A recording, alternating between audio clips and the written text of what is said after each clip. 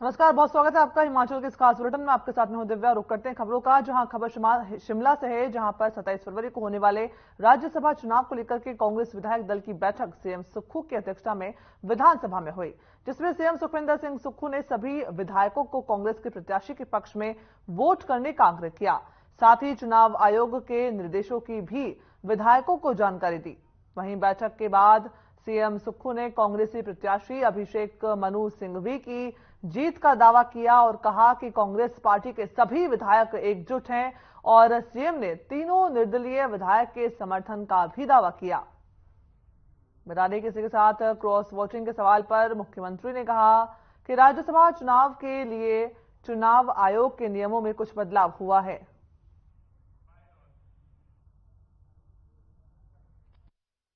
आना था कि वोट कैसे डालना है, कोई वोट खराब ना करे। उस दृष्टि से हमारे को जो इलेक्शन कमीशन ने गाइडलाइन दी उसके संदर्भ में हमने उनको बता दिया है। पूरे आश्वस्त हैं सर। और आज सारे एमएलए प्लस 3 इंडिपेंडेंट भी उपस्थित थे और राजेंद्र राणा जी ने मुझे कहा कि उनके बेटे के आज आए थे पहले, पर मैं लेट हो गया। मैरिज एनिवर्सरी है उनके बेटे की, इसलिए वहां गए हैं। तो सारी कांग्रेस पार्टी एक बैनर की तरह एकजुट है और मैं 3 आजाद उम्मीदवारों का भी धन्यवाद करता हूं जिन्होंने हमारे समर्थन में मनु सिंघवी जी के समर्थन। वहीं शिमला में बजट सत्र के 8वें दिन भी विपक्ष का सरकार के खिलाफ कड़ा रुख जारी रहा। सत्र के 8वें दिन नेता प्रतिपक्ष और विपक्ष के विधायकों ने उद्योगों के पलायन को लेकर सरकार के खिलाफ मोर्चा खोला है। इस दौरान विपक्ष के विधायक हाथों में तख्तियां लेकर के विधानसभा पहुंचे और विपक्ष ने सरकार के खिलाफ जमकर नारेबाजी भी की। वहीं विधायकों ने सदन के बाहर सरकार की नीतियों के चलते प्रदेश से उद्योगों के पलायन का आरोप लगाया। इस दौरान कांग्रेस हटाओ और उद्योग बचाओ का नारा भी लगाया गया। वहीं नेता प्रतिपक्ष जयराम ठाकुर ने कहा कि सरकार की नीतियों के चलते उद्योग हिमाचल प्रदेश से जा रहा है।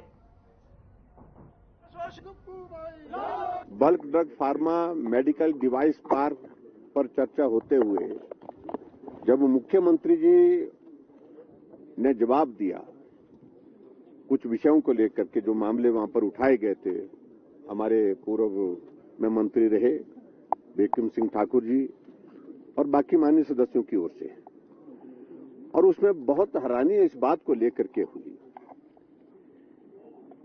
कि जो बद्दी बिरोटीवाला नालागढ़ में जो इंडस्ट्रियल पैकेज पूर्व में प्रधानमंत्री रहे अटल बिहारी वाजपेयी जी ने दिया था। खबर शिमला से है, जहां लोक निर्माण मंत्री विक्रमादित्य सिंह ने राम मंदिर को लेकर के एक बार फिर से बीजेपी पर निशाना साधा है। विधानसभा सदन के अंदर बजट पर चर्चा के दौरान विक्रमादित्य सिंह ने कहा कि भगवान राम किसी की जागीर नहीं है। हिमाचल देवी देवताओं की भूमि है और हिमाचल पहला राज्य है जिसने धर्मांतरण के खिलाफ कानून बनाया था।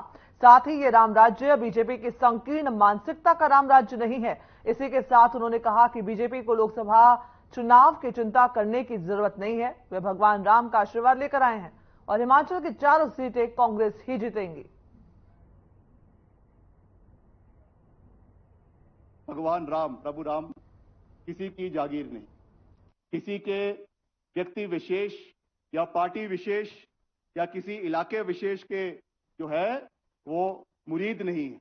ये हम सब सनातनी हैं, हम सब हिंदू हैं और हिमाचल प्रदेश देवी देवताओं की भूमि है। आपको ये नहीं भूलना चाहिए कि हिमाचल प्रदेश में धर्मांतरण का कानून कांग्रेस पार्टी की सरकार लेकर आई थी, 2007 में लेकर आई थी।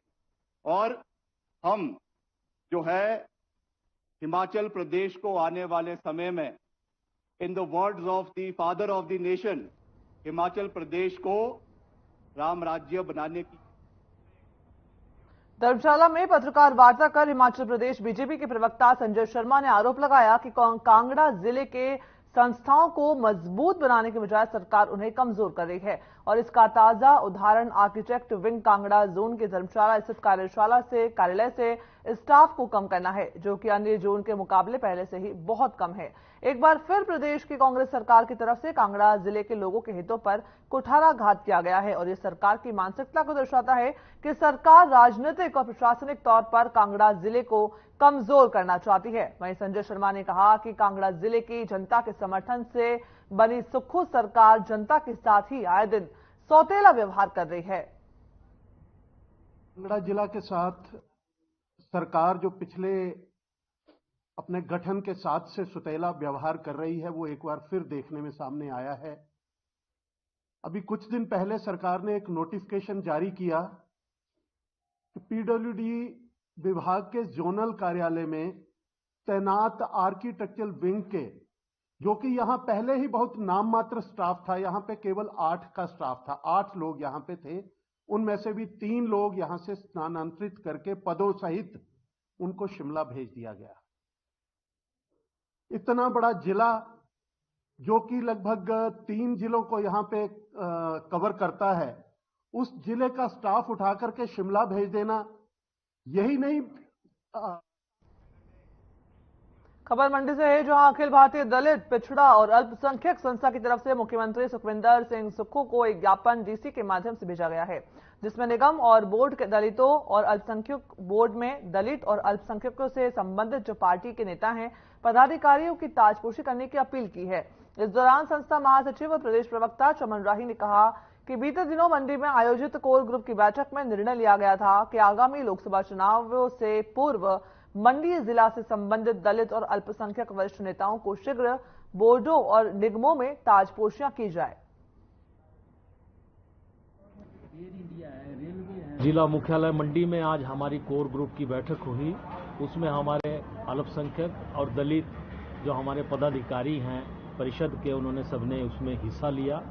और हमारे बीच में आकाश शर्मा जी जो पार्टी लाइन पे हैं और इनका हमारे स्पोक्समैन हैं प्रदेश कांग्रेस कमेटी के, तो सन्नीपन जी हैं हमारे एक्स चेयरमैन है जो अल्पसंख्यक विभाग है।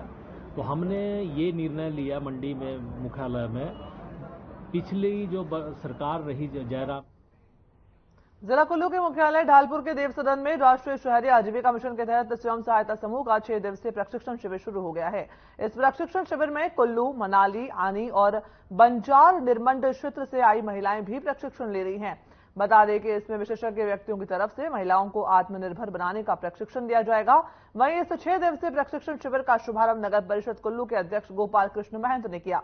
प्रशिक्षण शिविर में उपस्थित महिलाओं को संबोधित करते हुए अध्यक्ष गोपाल कृष्ण महंत ने कहा कि शहरी क्षेत्र में जितने भी स्वयं सहायता समूह हैं, उन्हें आर्थिक रूप से किस तरह से मजबूत बनाया जाए, इसके लिए प्रशिक्षण दिया जाएगा। राष्ट्रीय शहरी आजीविका मिशन के तहत जो है हमारा जो एएलएम के सहायता समूह महिलाओं का जो ट्रेनिंग प्रोग्राम चला है, जो कि 21 से 26 6 दिन के लिए जो है ये प्रोग्राम चला है, जिसमें कि इनको शहरी आजीविका बारे में या जितना अपना प्रोग्राम जो ये प्रोडक्ट तैयार करते हैं उनके बारे में इन्हें जो है यहाँ पर पूरी ट्रेनिंग दी जाएगी। जो कि बैंकिंग तरफ से यहाँ अच्छे ट्रेनिंग जो आए हुए हैं ये सारा बताएंगे किस ढंग से प्रोडक्ट अपना तैयार करना है और कैसे बेचना है, या किस प्रोडक्ट की जो वैल्यू है, इस टाइप जो हमारे। वहीं सोलन जिले की ग्राम पंचायत धरोट के कदियाली गांव के लोगों ने जनप्रतिनिधिमंडल प्रधान कमलेश कुमारी के नेतृत्व में मांग की है, जिसमें ग्राम कदियाली के लिए एम्बुलेंस और मुख्य सड़क मार्ग से ग्राम पोकण के लिए सड़क मांग सहित उप स्वास्थ्य केंद्र गुग्गा घाट के लिए सड़क मार्ग की मांग रखी गई है। वहीं ग्राम पंचायत धरोट की प्रधान कमलेश कुमारी ने बताया कि ग्राम पंचायत धरोट के अंतर्गत करियाली गांव और पोकण सहित एक अन्य सड़क मांग के लिए उपायुक्त सोलन से बजट की मांग की गई है। आज जो हम डीसी ऑफिस में आए हैं, हम डीसी साहब से फंड लेने आए हैं। हमें सड़क की बहुत ज़रूरत है।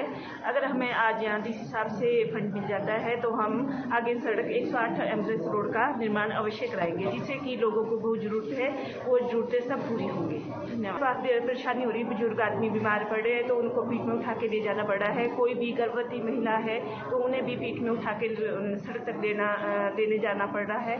और साथ में एकदम से जो कोई बीमार हो जाते हैं तो उन्हें भी सड़क में उठा के या पालकी में बिठाकर सड़क तक पहुंचाना पड़ता है, इसलिए लोगों को काफी परेशानी हो रही है। हमारे गांव में अगर कोई बीमार या किसी के कुछ भी कोई डिलीवरी वगैरह हो लेडीज की तो हमारे को उठा के ले जाना पड़ता है। सर, हमारे को सड़क की जरूरत है।